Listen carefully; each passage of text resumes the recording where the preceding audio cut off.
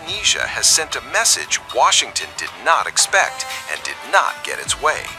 According to reporting by the Straits Times, Jakarta has rejected a U.S. demand to purchase American surveillance drones as part of an ongoing trade agreement. The refusal comes despite Indonesia agreeing to multiple economic concessions, marking a rare and deliberate pushback. The United States reportedly pushed Jakarta to purchase American surveillance drones for operations in the South China Sea. Indonesia said no, citing constitutional limits and national sovereignty. Officials rejected provisions they say violate domestic law. Prabowo Subianto berhasil membuat Indonesia menjadi macan Asia di hadapan Amerika Serikat. Hal ini dibuktikan lewat keberanian Indonesia menolak kesepakatan perjanjian dagang Paman Sam. Pemerintah tanah air ogah menebus drone-drone canggih buatan Amerika Serikat. Pasalnya, pesawat nirawak tersebut akan digunakan AS untuk mengawasi Laut Cina Selatan. Niat jahat Donald Trump yang ingin mengintervensi kedaulatan NKRI ini langsung dihajar Prabowo. Ketangguhan Indonesia di meja negosiasi ini harusnya menjadi contoh bagi sejumlah negara ASEAN. Bagaimanakah kehebatan Indonesia menolak disetir Amerika Serikat? Indonesia tampar keras Donald Trump di perjanjian dagang. Langkah mengejutkan baru saja dilakukan oleh pemerintah Indonesia. Siapa yang menyangka kalau RI bisa mempermalukan Amerika Serikat di perjanjian dagang? Ya, kamu tidak salah dengar. Berita ini valid dan bukan kabar burung yang direkayasa. Kami mengambil dari berbagai sumber. Indonesia baru saja menolak salah satu permintaan khusus Amerika Serikat. Pemerintah RI dengan tegas ogah membeli drone buatan Paman Sam. Padahal kesepakatan tersebut sudah menjadi bagian dari perjanjian dagang di antara kedua belah pihak. Bagaimana bisa Indonesia mengambil keputusan berani tersebut? Di saat mata uang rupiah terus digulung oleh kekuatan nilai tukar dolar Amerika Serikat, kita berani menolak permintaan Donald Trump. Selain itu, RI juga sedang dijepit ancaman tarif dagang gila-gilaan dari Trump. Sebelumnya, AS dikabarkan bakal mematok tarif sebesar 32% untuk Indonesia. Hal ini awalnya dianggap sebagai bentuk kegagalan diplomasi pemerintah Prabowo Subianto. Namun, RI1 langsung memainkan strategi terbaiknya agar Trump membuka negosiasi. Dalam berbagai kesempatan, Prabowo berhasil mendapat perhatian dari Trump. Salah satunya terjadi di sidang umum PBB yang digelar pada September 2025. Pidato berapi-api dari RI1 mendapat pujian dari seluruh pemimpin dunia serta Trump. Di ruang konsultasi Dewan Keamanan Perserikatan Bangsa-Bangsa, Trump mengapresiasi statement berani Prabowo. And you too, my friend. Great speech. You did a great job pounding on that table. I said, how would you like to deal with him when you left? It's not easy. You did a great job. Thank you very much. 1 bulan berselang, tepatnya pada Oktober 2025, di gelaran KTT ke-13 ASEAN-AS, Indonesia kembali mendapat apresiasi dari Trump. Presiden ke-47 AS tersebut memuji peran vital Prabowo menjaga perdamaian di Timur Tengah. We have numerous of them right here at this table.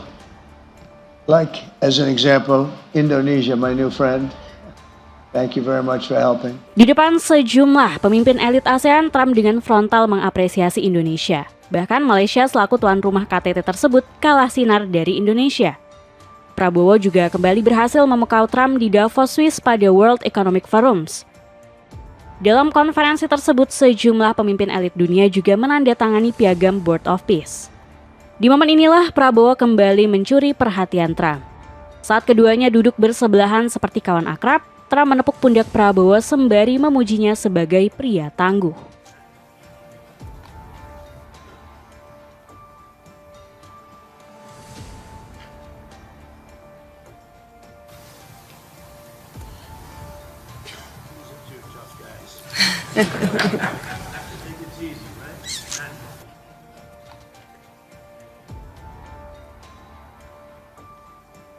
Berbagai manuver RI1 ini akhirnya membuat Trump luluh untuk membuka negosiasi tarif dagang.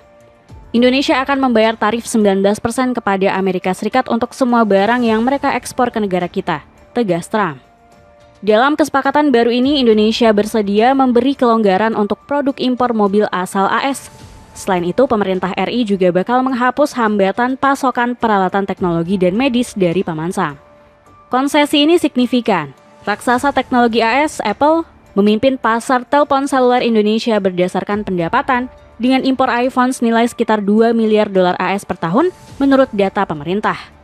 Penjualan peralatan medis AS seperti pemindai MRI dan CT dari GE Healthcare bernilai sekitar 100 juta dolar AS per tahun. Dan perusahaan raksasa AS seperti Hewlett-Packard, Dell Technologies, dan IBM saat ini mendominasi pasar peralatan pusat data Indonesia. Meski begitu, Indonesia tetap punya nilai tawar yang kuat di perundingan kali ini.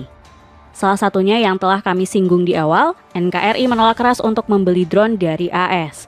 Usut penyausut, ternyata Amerika Serikat ingin memanfaatkan Indonesia. Laporan dari media Tempo menyebut, Paman Sam berniat menggunakan drone-drone tersebut untuk mengintai Laut Cina Selatan.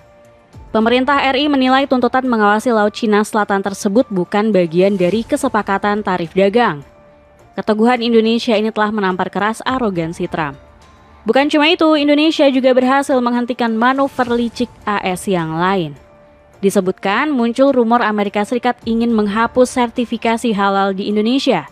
AS merasa kebijakan tersebut menghambat penjualan produk yang mereka ekspor.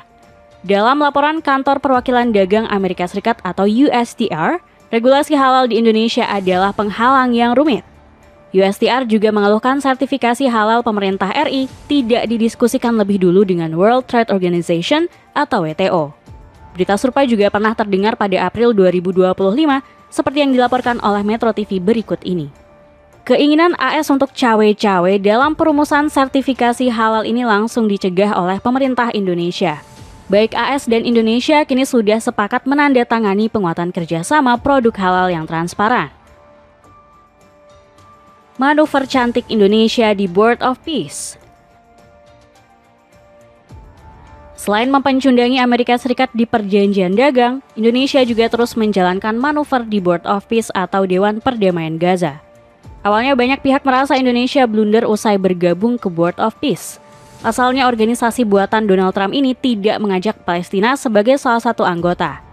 Dari 26 negara yang sudah menyatakan bergabung, tidak ada nama Palestina di sana.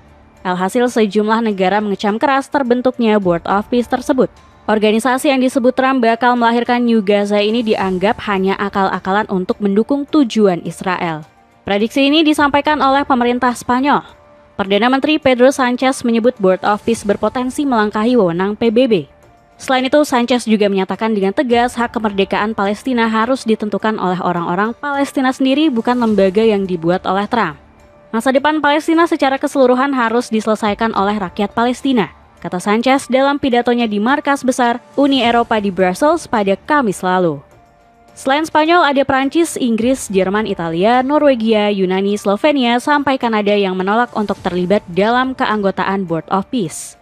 Lantas, jika banyak negara menolak untuk masuk Dewan Perdamaian Gaza, kenapa Indonesia mau terjun bekerja sama dengan AS?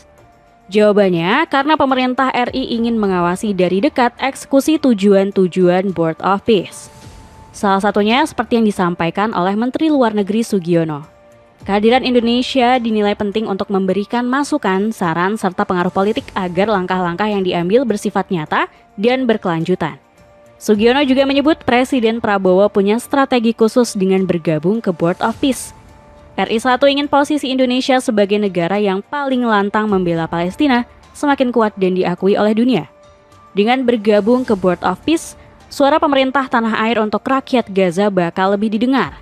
Selain itu, Indonesia juga berjanji akan memastikan lembaga ini tidak menggantikan peran PBB. Tentu saja tidak. Kemarin juga disampaikan bahwa badan ini tidak ditujukan untuk menggantikan PBB, kata Sugiono. Jaket tebal berkualitas premium ini harganya cuma 20 ribuan. Cek link di bawah ini.